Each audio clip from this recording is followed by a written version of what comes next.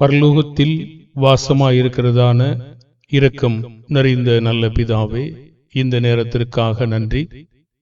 பிதாவே, உம்முடைய பிள்ளைகள் மத்தியிலே உலகத்திலிருந்து வேறு பிரிக்கவும், உலகத்திலிருந்து காப்பாற்றப்படவும், பிதாவே நீர் எங்களை பரிசுத்தம் பண்ணவும், உம்முடைய குமாரனுடைய அடிச்சுவடை பின்பற்றவும் எங்களுக்கு இருதயத்தை தந்து ஆசீர்வதித்து எங்களை பலப்படுத்தும்படியாய் வேண்டிக் கொள்கிறோம். நீதியுள்ள பிதாவே, உம்முடைய தயவும் இரக்கமும் எங்களோடும் உம்முடைய பிள்ளைகளோடும் கூட இருந்து எங்களை காத்து ஆசீர்வதிக்கும்படியாக கர்த்தராகிய இயேசுவின் நாமத்தில் செபிக்கிறோம் நல்ல பிதாவே, ஆமென். பிரியமான தேவனுடைய பிள்ளைகளுக்கு கர்த்தராகிய இயேசுவின் நாமத்திலே உங்களுக்கு எங்களுடைய அன்பின் வாழ்த்துக்கள். இந்த வாலிப காலம் மிகுந்த பாவத்திற்குள்ளாக்கும், நம்மை பரிசுத்தத்திலிருந்து விலக்கிவிடக்கூடிய சாத்தானுடைய செயல்பாடுகள் அதிகமாய் நிறைந்திருக்கிற ஒரு வயதாக இருக்கக்கூடும். ஆனாலும் தேவனுக்கு நமக்கு அந்த காலங்கள் எல்லாம் இருக்கும் என்று நன்றாகவே தெரியும். அவர் நம்மை நிச்சயமாய் பரிசுத்தப்படுத்துவதும் நம்மை சுத்திகரிக்கவும் அவர் விரும்புகிறார். ஆகையினாலே நம்முடைய சரீர அவயவங்கள்,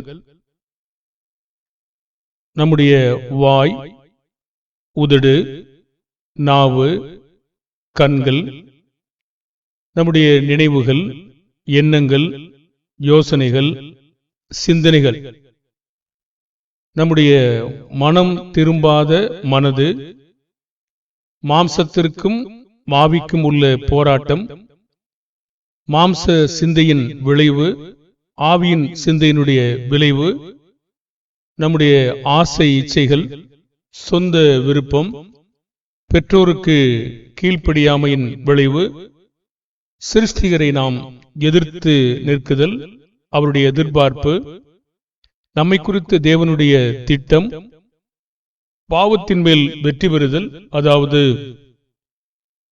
பாவத்தை செய்ப்பது,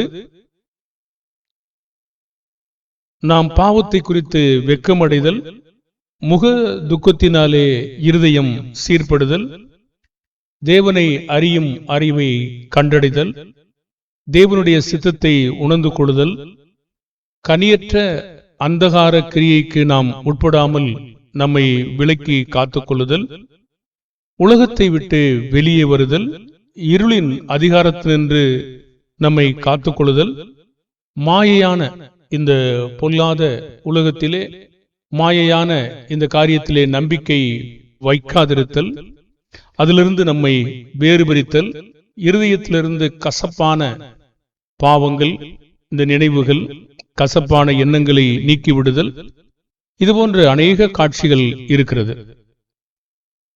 நமக்காக நம்முடைய ஆண்டவராகிய இயேசு கிறிஸ்து ஜெயிப்பதிலே நமக்கு முன்னோடினவராயிருக்கிறார். ஆகையினால் நமக்கும் ஜெயிக்க முடியும் என்ற நம்பிக்கையை வைத்திருக்கிறார். ஆகவே நாம் ஒவ்வொரு நேரங்களிலும் ஒவ்வொரு மனிதர்களும் நாம் இயேசுவை போலவே ஜெயிக்க முடியும் என்ற நமக்கு பெரிதான நம்பிக்கை இருக்கிறது. ஆகையினால் நாம் பயப்பட வேண்டிய அவசியமில்லை. தேவன் நம்மை காப்பாற்ற வல்லவராயிருக்கிறார்.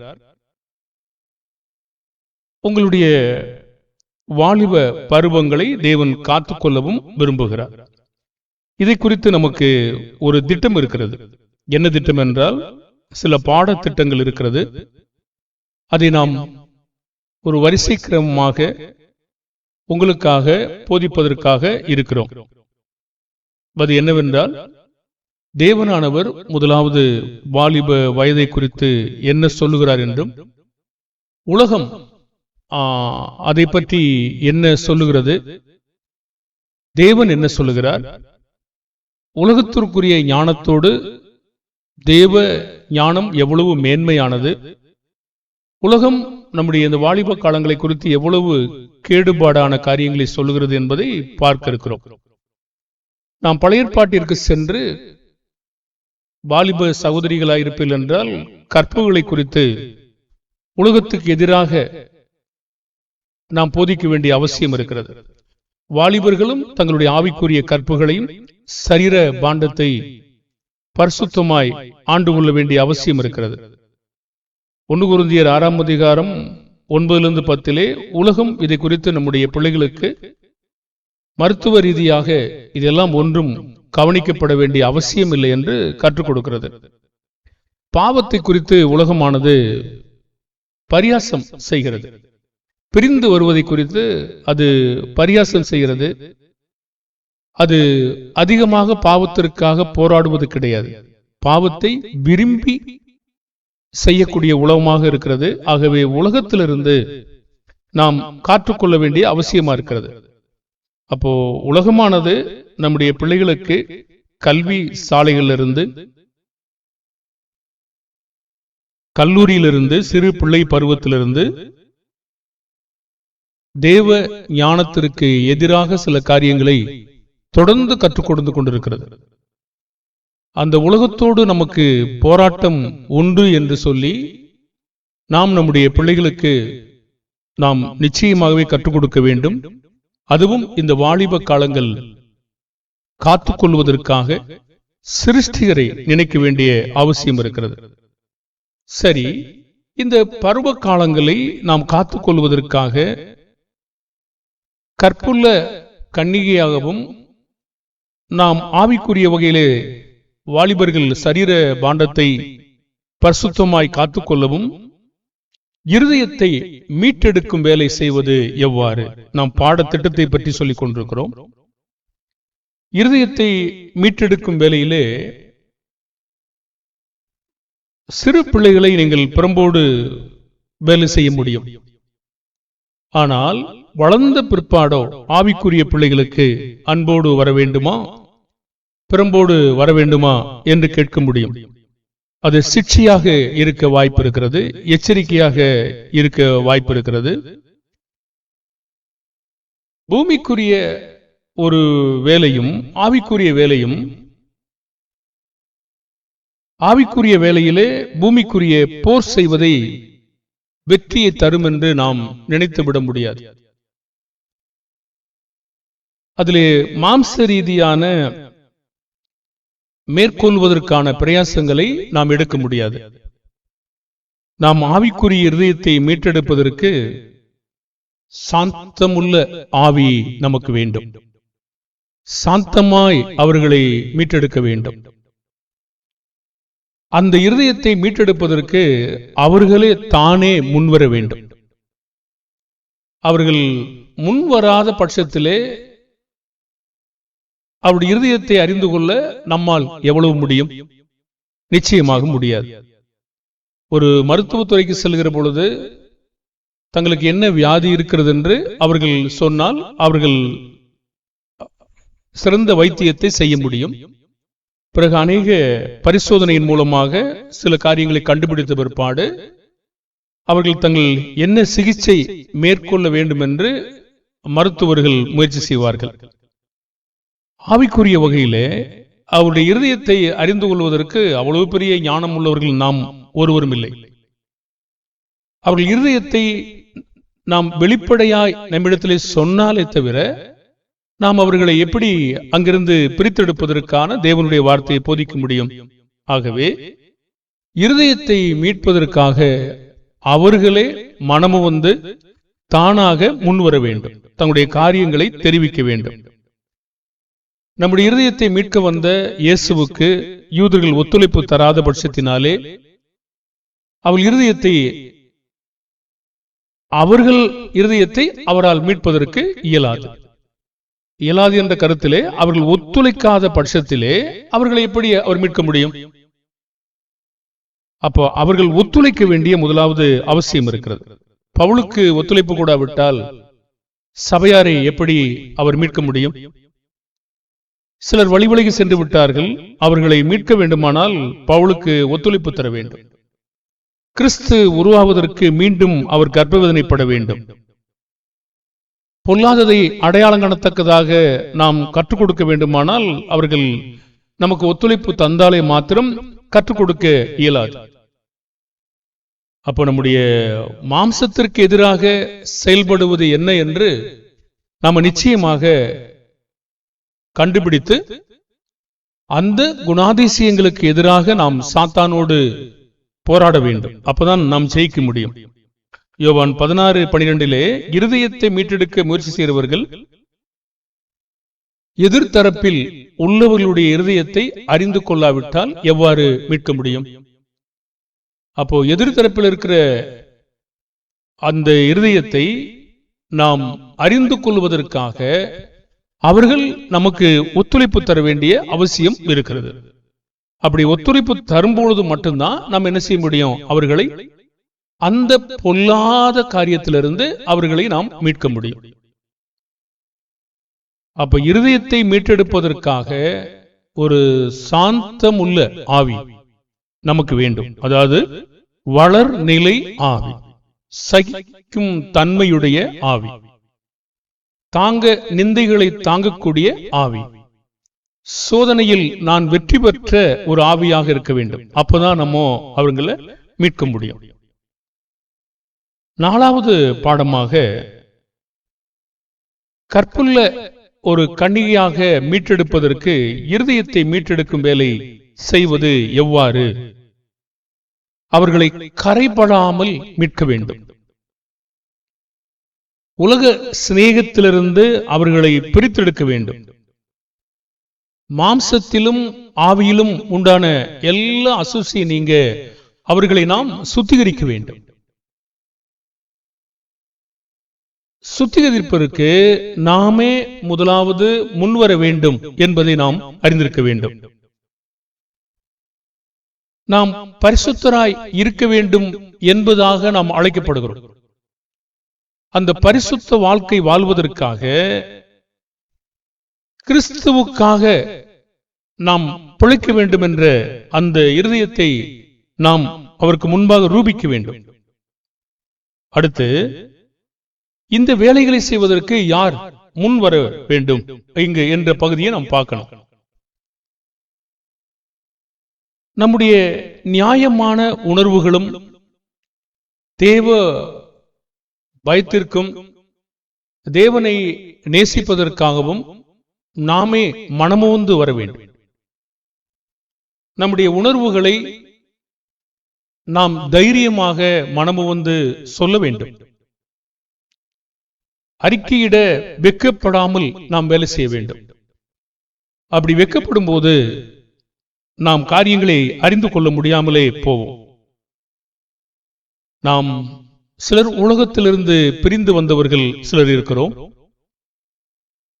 சிலர் இன்னும் உலகத்தில் பிரிந்து வந்து கர்த்தருடைய பிள்ளையாய் இல்லாதவர்களும் இருக்கிறீர்கள்.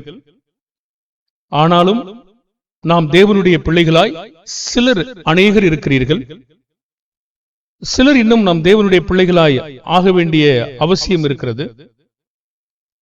சிலர் இந்த காரியத்திலே பாவத்தை மேற்கொள்ள முடியாமல் இயலாமல் இடரல் அடையக்கூடிய மக்களாக இருக்கிறார்கள். சிலர் இந்த மாதிரி பாவத்தை மேற்கொள்வது கடினம், நிச்சயமாகவே நம்மால் முடியாது என்று யோசிக்கிற சிந்திக்கிற மக்களும் இருக்கிறார்கள். அதே நேரத்திலே அதை குறித்து நாம் சத்தியத்தை சொல்கிற பொழுது பிரிந்து சென்று தங்கள் இச்சையின்படி கடின மனதுள்ளவர்களாகவும் இருக்கிறார்கள். சிலர் இவ்விதமான காரியங்களை நாம் சொல்லுகிற பொழுது, சத்தியத்தை சொல்லுகிற பொழுது அவர்கள் சத்துருவாக எண்ணுகிறார்கள். சிலர் முன்னோடிகளாய் தந்திரமாக ஏமாற்றப்பட்டு இடர பண்ணப்பட்டு பாவத்திற்குள்ளாக அவர்கள் தள்ளப்படுகிறார்கள். சிலர் தங்களை புகழ்ச்சியை, மனித புகழ்ச்சியை நம்பி அந்த புகழ்ச்சியை ஏற்றுக்கொண்டு அவர்கள் ஏமாற்றப்பட்டு அதற்கு பின்னாக செல்லக்கூடிய மக்களாய் இருக்கிறார்கள். சிலர் இந்த பிரச்சனையெல்லாம் சிலருக்கு இல்லை. எப்படியாகிலும் மனிதன் மேலே அவர்கள் நம்பிக்கை வைத்து தங்களை மனிதர்கள் பாதுகாப்பார்கள் என்று சொல்லி ஆதாயம் தேடி இவைகளை நம்பி செல்லக்கூடிய மக்களாகவும் இருக்கிறார்கள். சிலர் தங்கள் ஒழுக்கக்கேடுகளை சீர்திருத்த மனதில்லை. தங்களுடைய ஒழுக்கத்தை விட்டு ஒழுக்கத்திலே உயர்ந்து வர விருப்பம் இல்லாமல் சீர்கட்ட பிள்ளைகளாய் இருக்கவும் சிலர் விரும்புகிறார்கள். அப்படி இருந்தால் மீட்பது கடினம். இந்த பரிசுத்தத்தை நாடக்கூடிய பிள்ளைகளாக இருக்க வேண்டும். சிலர் தங்கள் இச்சையின்படி செய்ததற்கு அதிக விருப்பம் உள்ளவர்களாகவும் இருக்கிறார்கள். சிலர் நான் யாருக்கும் கீழ்ப்பட்டிருக்க மாட்டேன், என்னுடைய காலம் வாலிப காலம், நான் ஒரு மைனர் அல்ல, நான் ஒரு மேஜர், நான் யாருக்கும் கீழ்ப்பட்டவன் அல்ல, சுயாதீனமாக செயல்படுகிறவன் என்பதையும் சில மக்கள் பிள்ளைகள் சிலர் இருக்கிறார்கள். ஆனால் இதெல்லாம் அறியாமை என்றுதான் சொல்ல வேண்டும். நான் பெரியவன், நான் சொல்வதை மட்டும்தான் கேட்க வேண்டும், மற்றவர்கள் பேச்சை கேட்க மாட்டேன் என்றும் சில மக்கள் இருக்கிறார்கள். சிலர் நாங்கள் சுயாதீன உடையவர்கள், நாங்கள் யாருக்கும் அடிமைப்பட்டவர்கள் இல்லை, யார் சொல்லுவதையும் கேட்க போறது கிடையாது, நாங்கள் பறந்து திரிய விரும்புகிறோம் என்று சொல்லி சில மக்கள் இருக்கிறார்கள். அடுத்த பாடமாக இவங்களை மீட்பதை பற்றி நாம் பேசணும். அடுத்த பாடத்திலே நம்முடைய இருதயத்தின் தீமைகளை அகற்ற வேண்டுமானால் யார் முதலாவது முன்வர வேண்டும்? இப்ப யார் முன்வர வேண்டும் என்று சொல்லுகிற பொழுது, நீதிமொழி 28ஆம் அதிகாரம் 13ஆம் வசனத்திலே தேவனுடைய இரக்கம் பெற தகுதியானவர்கள் யார்? நமக்கு தெரியும் இல்லையா? தன் பாவங்களை மறைக்கிறவன் வாழ்வடைய மாட்டான், அவைகளை அறிக்கை செய்து விட்டு விடுகிறவனோ இரக்கம் பெறுவான். அப்போ தங்களுடைய பாவங்களை அவர்களாகத்தான் அறிக்கையிட வேண்டும். அவர்களுக்காக இன்னும் ஒருவர் அறிக்கையிடுவது என்பது எவ்வளவு சாத்தியம்? அப்ப தாங்களே மனமுவந்து அந்த வேலைகளை செய்ய வேண்டும். யாக்கோபு 5:16 நாம் வாசிக்கிறோம், நாம் சொஸ்தமடைய வேண்டுமானால் செய்ய வேண்டியது என்ன? ஒருவர் குற்றங்களை ஒருவருக்கொருவர் அறிக்கையிட்டு நீதிமான் செய்யும் ஊக்கமான வேண்டுதல் மிகவும் பலன் உள்ளது. அப்புறம் சொஸ்தமடைய வேண்டுமானால் அறிக்கையிடுவது யாருடைய வேலை? யார் சொஸ்தமடைய வேண்டுமோ அவர்களே தான் அறிக்கையிட வேண்டும். 1 யோவான் 1ஆம் அதிகாரம் 8-9 நாம் சுத்தமாக்கப்பட வேண்டுமானால், சுத்திகரிக்கப்பட வேண்டுமானால் நாம் செய்ய வேண்டியது என்ன? நாம் அறிக்கையிட்டால் எல்லா அநியாயத்தை நீக்கி நம்மை அவர் சுத்திகரிப்பதற்கு, மன்னித்து சுத்திகரிப்பதற்கு வல்லமையுள்ளவராயிருக்கிறார். அன்பான பிள்ளைகளே, நாம் அறிக்கையிடுவதற்கு வெட்கப்பட்டோம் என்றால், நம்மில் பாவம் இல்லை என்று நாம் வெட்கப்பட்டோம் என்றால், நாம் எவ்வாறு நம்மை அவர் சுத்திகரிப்பார், எவ்வாறு நம்மை மன்னிப்பார்? தாழ்த்துவதற்கு நாமே முன்வர வேண்டும். 1 யோவான் 1:10 நம்முடைய பாவத்தை மனப்பூர்வமாய் ஒப்புக்கொள்ளாமல் போகக்கூடாது.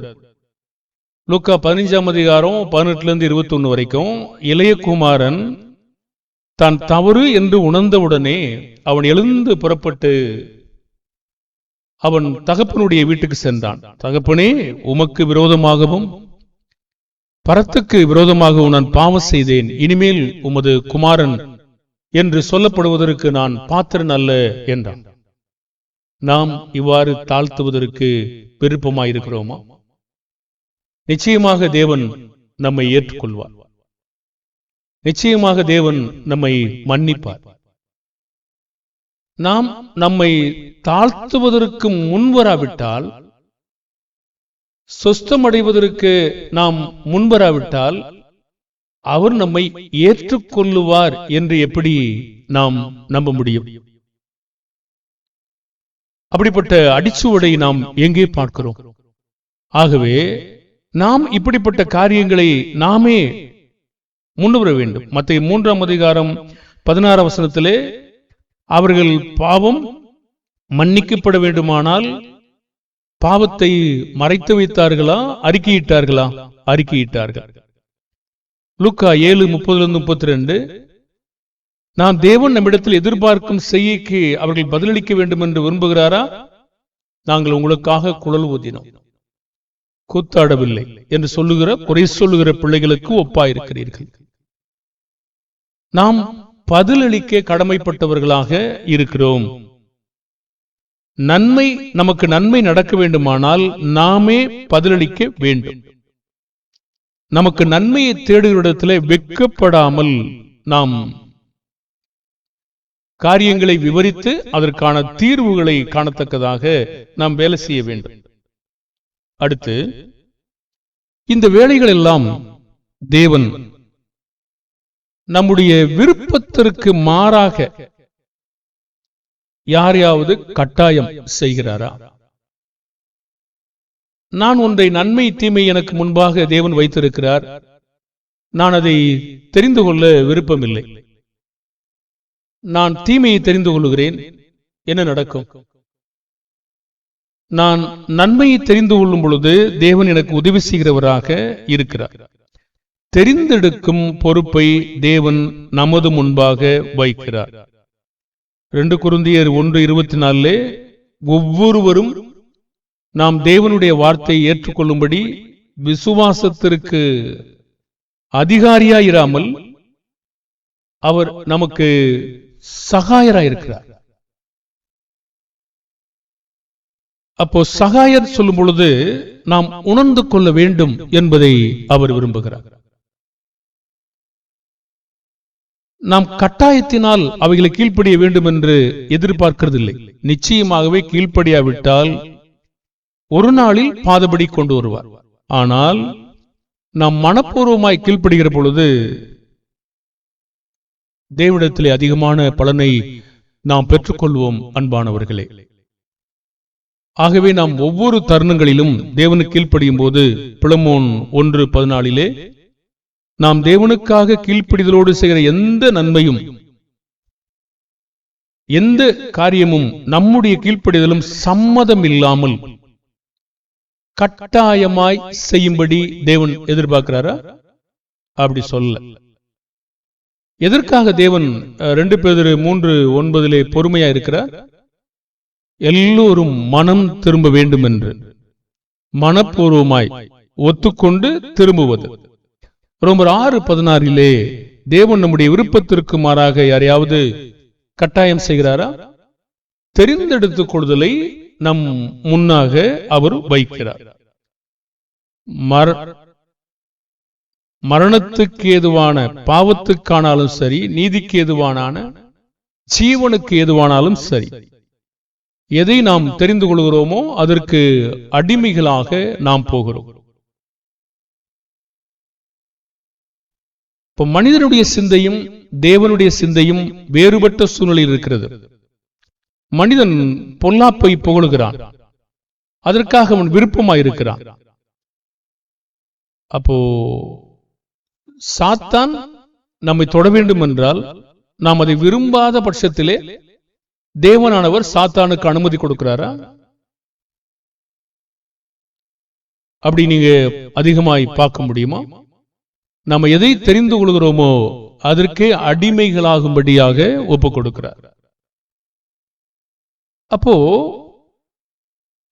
விருப்பமில்லாமல் சாத்தான், நம்முடைய விருப்பம் இல்லாமல் சாத்தான் நம்முடைய கண்ணியிலே சிக்க வைக்கிறானா? சில நேரங்களிலே முகாந்தரம் இல்லாமல் யோபு புஸ்தகத்திலே நாம் பார்க்கிறோம். சில சூழ்நிலைகள் அப்படி நடக்கிறது. ஆனால் பெரும்பாலும் யாக்கோபு புஸ்தகத்தை படிக்கிற பொழுது அவனவன் தன் தன் சுய இச்சையினால் இழுக்கப்பட்டு சோதிக்கப்பட்டு சிக்குண்டுகிறான். பாருங்கள், அப்படியானால் பொல்லாப்பு செய்ய நாம் உட்படுகிறோம். அது சொந்த விருப்பமா? நமது விருப்பம் இல்லாமல் சாத்தான் நம்மளை தூக்கி பாவத்திற்குள்ளாக போடுகிறானா? யோபு சோதிக்கப்பட்டது வேறு வகையானது. ஆனால் நாம் இன்றைக்கு புதிய ஏற்பாட்டின் நாட்களிலே நம்முடைய விருப்பம் இல்லாமல் தேவன் செய்கிறாரா? நாம் அதை பேதுரு மரிக்க கூடாது என்று நினைக்கிற பொழுது சாத்தான் அந்த வேளையில் செய்தான். யூதாஸ்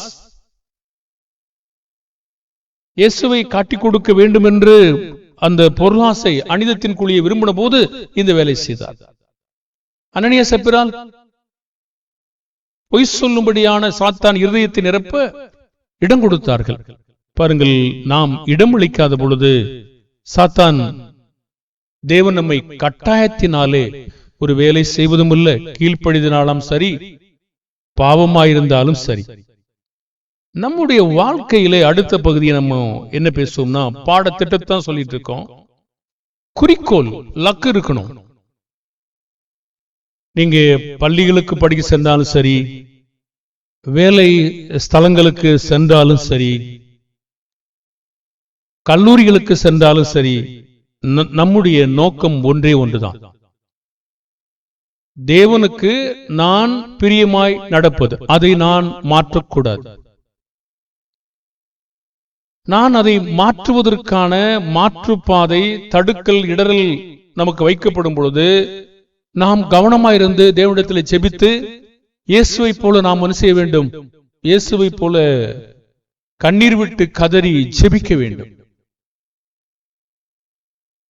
இது இல்லை என்று சொல்ல முடியாது. வாழ்க்கையிலே நாம் கண்மலையின் மேலே அஸ்திபாரம் போட்டிருக்கிறோம்.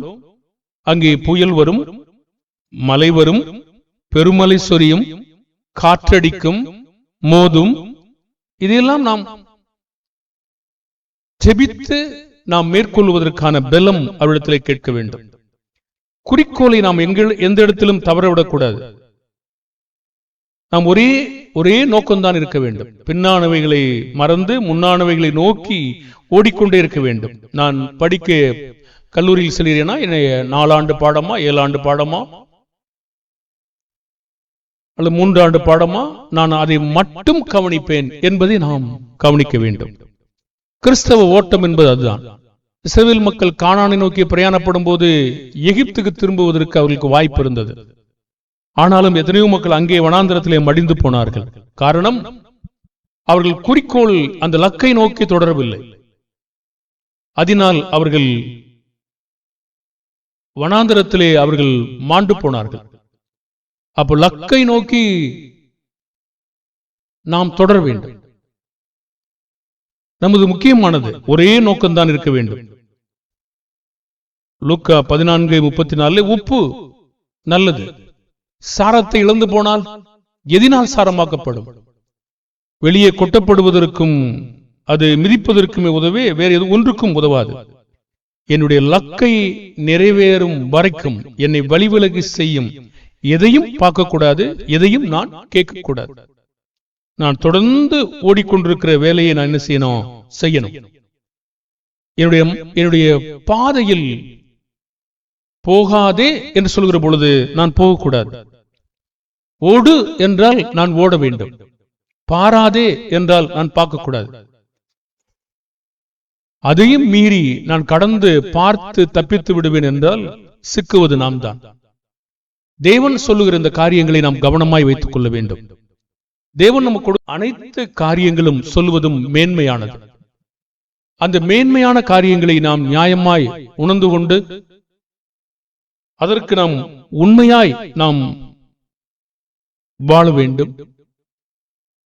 நீதியின் பாதையில் நடப்போம். இன்னும் இந்த முகவுரை பாடங்கள், பாடத்திட்டத்தின் பொருளடக்கம் முடிவு பெறவில்லை.